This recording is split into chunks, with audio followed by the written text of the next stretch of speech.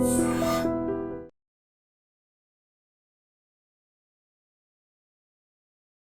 Hello నమస్తే and welcome to our channel.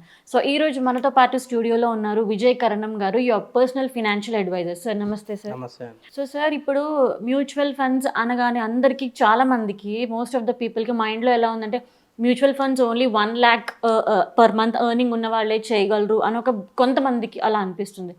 So 30,000, 40,000, 50,000, 20,000 ఇంత small salaries తీసుకునే వాళ్ళకి కూడా మీ మ్యూచువల్ ఫండ్స్లో ఎలాంటి బెనిఫిట్స్ ఉంటాయి for a complete family? Sure అండి.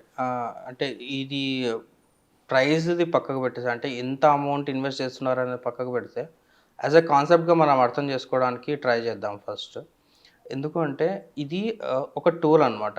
ఆ టూల్ని మనం ఎట్లా యూజ్ చేసుకుంటాం, ఎంత ఎఫిషియెంట్గా యూజ్ చేసుకుంటాం అనేది ద మోస్ట్ ఇంపార్టెంట్ థింగ్. మనం ఎంత ఇన్వెస్ట్ చేస్తున్నాము, ఎంత రిటర్న్స్ వస్తున్నాయి అనేది సెకండరీ, కానీ దాన్ని మనం ఎంత ఎఫిషియెంట్గా యూజ్ చేసుకుంటున్నాము, దాంట్లోకి వెళ్ళి మిస్టేక్స్ చేయకుండా బయటపడడం ఇస్ ద మెయిన్ మోటో. మనం వీడియోస్ తీసుకొని ఈ వీడియోస్ తీసి అవేర్నెస్ పెంచడానికి కూడా మెయిన్ రీజన్ అదే. చాలామంది మ్యూచువల్ ఫండ్స్లో కూడా లాసెస్ బుక్ చేసుకుంటున్నాం. సో లాసెస్ బుక్ చేసుకోకుండా ఉండడానికి రీజన్ ఏంటి అంటే మంచి అడ్వైజరీ ఉండాలి, వాళ్ళకి మంచి అవేర్నెస్ ఉండాలి. ఏ ఫండ్స్లో ఇన్వెస్ట్ చేయాలి, ఏ ఫండ్స్లో ఇన్వెస్ట్ చేయదు అనేది క్లియర్గా తెలిసి ఉండాలి. సో అది అవేర్నెస్ క్లియర్గా వచ్చినప్పుడు మిస్టేక్స్ అనేది ఆటోమేటిక్ తగ్గిపోతాయి. డెఫినెట్గా వాళ్ళు రిటర్న్స్ ఎక్కువగా తీసుకుంటారు. అండ్ వాళ్ళ ఫినాన్షియల్ ప్లానింగ్లో ఎట్లా ఇన్వాల్వ్ చేసుకోవాలనేది మనం ఇన్ డీటెయిల్గా తెలుసుకుందాం. సో మనం ఒక ఎగ్జాంపుల్ లాగా తీసుకుంటే, ఒక పర్సన్ ఉన్నారు, అతను he is a government employee. So his age is around 35 years and అతనికి ఒక 3 పిల్లలు ఉన్నారు, 2 పాపలు, 1 బాబు ఉన్నారు. కానీ ఇతని ఇన్కమ్ మరీ పెద్దది కాదు, 1 lakh 2 lakh అట్లా కాదనమాట, జస్ట్ 60,000 మాత్రమే. కానీ అతనికి ఒక మంచి గోల్స్ మాత్రం చాలా పెద్దగా ఉన్నాయి. కానీ అది over the period of time, అంటే 2 పాపల పెళ్ళైనా సరే, బాబు ఎడ్యుకేషన్ అయినా సరే, నెక్స్ట్ 10 years 15 years చాలా ఖర్చులు ఎక్కువ ఉంటాయి, ఇన్ఫ్లేషన్ ఎక్కువగా ఉంటుంది. కాబట్టి అతను ఇప్పుడే ఎర్లీగా ముందు ప్లాన్ చేసుకుందాం అనేసి మనల్ని అడిగారనమాట. ఒక మంచి ప్లాన్ చేసి ఇవ్వండి సార్, నేను ఎంత ఇన్వెస్ట్ చేయాలి, ఈ వీళ్ళ ఎడ్యుకేషన్స్ కానీ వీళ్ళ మ్యారేజ్కి రిలేటెడ్ కానీ ఎక్స్పెన్సెస్ని రీచ్ కావాలి అంటే మనం ఎంత ఇన్వెస్ట్ చేయాలి అనేసి వాళ్ళు అడిగారు. సో నేను బ్యాక్ క్యాలిక్యులేషన్ చేసుకొని చూసుకుంటే, ఒక్కొక్క కిడ్కి ఎంతెంత ఎస్ఐపి చేసుకోవాలనేది మనం బ్రేక్ డౌన్ చేసుకుంటే it's not more than 30,000. So దీంట్లో మనం ఏమేమి కన్సిడర్ చేస్తామంటే, 2 పాపలది మ్యారేజ్కి రిలేటెడ్ కానీ, వాళ్ళ లైఫ్ టైం కార్పస్ కానీ, అంటే వీళ్ళు యాజ్ ఎ పేరెంట్గా వాళ్ళకి అమౌంట్ ఇవ్వడం కానీ, అది ఒకటి. 2 పాపలకి, బాబుకి ఎడ్యుకేషన్ అండ్ తన ఓన్ రిటైర్మెంట్ కూడా మనం ఈ 30,000 ప్లాన్ చేయాలి. చాలామంది 1 lakh 2 lakh ఎస్ఐపిస్ అనుకుంటున్నారు, కానీ 30,000 కూడా మనం మంచిగా ఆప్టిమైజ్ చేసుకుంటే we are able to get back more returns. ఎందుకంటే మనకి టెన్యూర్ ఎక్కువ ఉంటుంది. ఇతను he's an youngster, like 35 years కాబట్టి మనకి టైం ఎక్కువ ఉంది కాబట్టి we can able to plan అనమాట. సో ఫస్ట్ కిడ్ గురించి మనం చూసుకుంటే, ఫస్ట్ పాపకి 18 years టైం ఉంది మనకి. 18 years పీరియడ్లో జస్ట్ 10,000 ఎస్ఐపి తన కోసం అని మనం ఒక ఎస్ఐపి స్టార్ట్ చేసుకున్నాం అనుకోండి, ఒక 15% సిఏజిఆర్ మనం దాని నుంచి ఎక్స్పెక్ట్ చేస్తే జస్ట్ 10,000తోని 1 CR కార్పస్ బిల్డ్ అయిపోతుంది. సో 18 years తర్వాత 10 CR వాల్యూ ఎంత అవుతుంది అనేది సెకండరీ. కాకపోతే అట్లీస్ట్ ఒక 1 CR అన్న మనం తీసి పెట్టగలుగుతున్నాం కదా ఇంత తక్కువ అమౌంట్లో.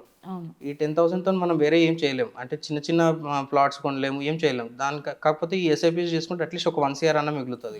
ఫస్ట్ కిడ్ది ఇట్లా 1 CR అచీవ్ చేయగలుగుతాము.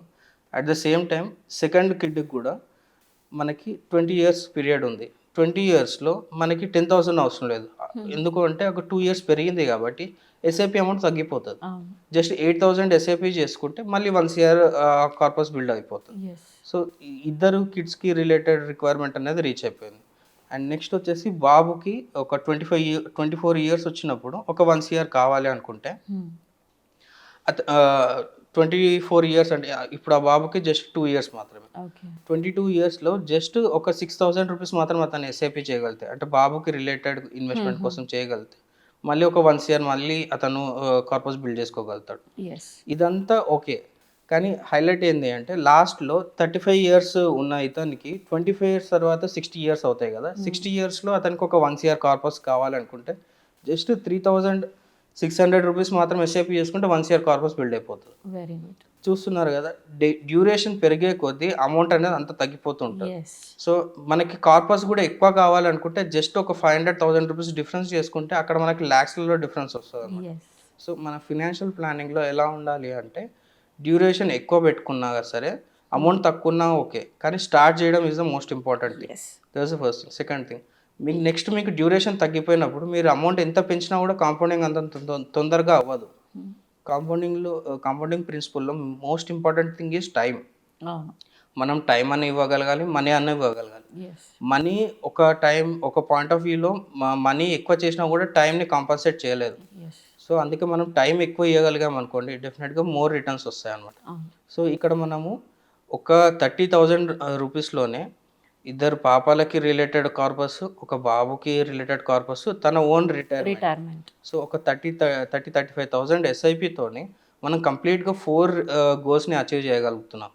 సో ఈ ప్రాసెస్లో ఏ ఫండ్స్ సెలెక్ట్ చేసుకోవాలి ఏది అనేది దట్స్ సెకండరీ థింగ్. అవును. కానీ ఫస్ట్ మనకు ఒక ప్లానింగ్ అనేది ఉండాలి. ఈ ప్లానింగ్తోని మనం మ్యూచువల్ ఫండ్ ఏ ఫండ్స్ యూజ్ చేసుకోవాలి, 5 ఇయర్స్కి ఏ ఫండ్స్ యూజ్ చేసుకోవాలి, 10 ఇయర్స్కి ఏ ఫండ్స్ యూజ్ చేసుకోవాలి, రీబ్యాలెన్సింగ్ ఎట్లా చేసుకోవాలి, రిస్క్ ఫండ్స్ తీసుకోవాలా వద్దా, లేకపోతే ఆల్రెడీ కార్పస్ ఉంటే దాన్ని లంసమ్గా చేయాలా, ఎస్టీపీ మోడ్లో చేయాలా, ఇది అనేది మనం డీటెయిల్గా డిస్కస్ చేసి ఇండివిజువల్గా మనం ఇంకా బెటర్గా సజెషన్ చేయగలుగుతాం. సో సార్, ఇప్పుడు ఆ 30 ఇయర్స్ అతను మ్యూచువల్ ఫండ్ స్టార్ట్ చేశారు.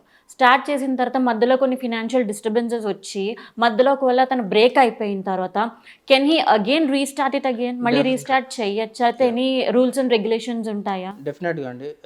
చాలామందికి తెలుసో తెలియదో ఎస్ఐపిలో మనకి పాజ్ ఆప్షన్ ఉంటుంది, రెజ్యూమ్ ఆప్షన్ ఉంటుంది, స్టాప్ ఆప్షన్ ఉంటుంది. Oh wow. So if we want next 6 months నేను చేయలేను అని మనకు ముందే ఇన్ఫర్మేషన్ ఉంటే ఎస్ఐపిని పాజ్ చేసుకోవచ్చు. 6 months తర్వాత మళ్ళీ స్టార్ట్ చేసేసుకోవచ్చు. That's the first thing. Second thing, లేదు కంప్లీట్గా స్టాప్ చేసుకొని క్యాన్సిల్ చేసేసుకోవచ్చు. క్యాన్సిల్. సో ఎప్పుడైతే మనము ఇంత లాంగ్ డ్యూరేషన్లో 10 years 15 years డ్యూరేషన్లో ఒక 1-2 years డెఫినెట్గా ఫినాన్షియల్ ట్రబుల్స్ అందరికీ ఉంటాయి. ఎస్. ప్రతి మిడిల్ క్లాస్ ఫ్యామిలీలో ఉంటాయి. అప్పుడు మనం ఏం చేయాలంటే 1-2 years మనం బ్రేక్ తీసుకొని తర్వాత మళ్ళీ స్టార్ట్ చేసుకోవాలి. కాకపోతే ఒక మేజర్ డ్రాబ్యాక్ ఏంటి అంటే అప్పుడు సేమ్ ఎస్ఐపి కాదు, ఒక ₹500,000 ఎక్కువ పెంచాల్సి ఉంటుంది. ఎందుకంటే మనకి ఈ డ్యూరేషన్లో 1 year లాస్ అవుతాం కదా, దాన్ని కాంపెన్సేట్ చేయడానికి కొంచెం ఎస్ఐపి అమౌంట్స్ పెంచాల్సి ఉంటుంది. కాకపోతే వన్స్ మనకు హ్యాబిట్ బిల్డ్ అయిపోయింది అనుకోండి, డెఫినెట్గా everyone can continue the long process అన్నమాట. సో ఈ జర్నీలో ఫర్ సపోజ్ ఇప్పుడు మనము ఈ 4 గోల్స్ మనం 4 గోల్స్కి మనం ప్లానింగ్ చేసుకున్నాం కదా, ఈచ్ గోల్కి 1 month CR అని. ఒకవేళ ప్రతి గోల్ ఒక 50 lakhs వరకు అక్యుములేట్ చేసుకున్నారు. అక్యుములేట్ చేసుకుని అక్కడ నుంచి విత్డ్రాల్ చేసుకోవాలనుకుంటే పార్షల్ విత్డ్రాల్స్ కూడా చేసుకోవచ్చు మనం. ఇప్పుడు సపోజ్ ఏదైనా ఒక ఎమర్జెన్సీలో ఒక 10 lakhs కావాలి, ఆ 10 lakhs విత్డ్రాల్ చేసుకోవచ్చు. లేదు 25 కావాలి, 25 విత్డ్రాల్ చేసుకోవచ్చు. లేదు దాని మీద లోన్ కూడా తీసుకోవచ్చు. ఒక 50 lakh కార్పస్ బిల్డ్ అయిన దాని మీద జస్ట్ నాకు ఒక 6 months డ్యూరేషన్ కోసమే మనకి అమౌంట్ రిక్వైర్మెంట్ ఉంది. 6 months తర్వాత మళ్ళీ నేను పే బ్యాక్ చేయగలుగుతాను అనుకుంటే దాని మీద లోన్ కూడా తీసుకోవచ్చు అనమాట. So these are many futures. అంటే మనకి చాలా ఆపర్చునిటీస్ ఎస్ఐపిస్లో ఉన్నాయి.